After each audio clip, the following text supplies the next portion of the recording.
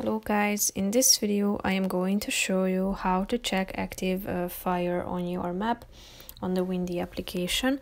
But first I just want to mention, don't forget to subscribe to my channel, because at 10,000 subscribers I am going to show you my whole YouTube revenue statistics and growth strategy, how to make money online. So let's jump into it. First of all, open the application on your phone.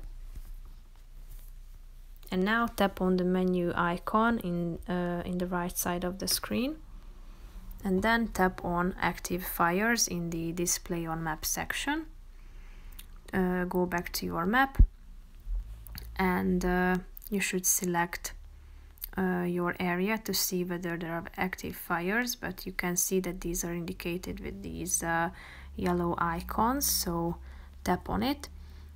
And then you are going to see a chart indicating the active fires. As you can see, you can check out active fires in other areas as well.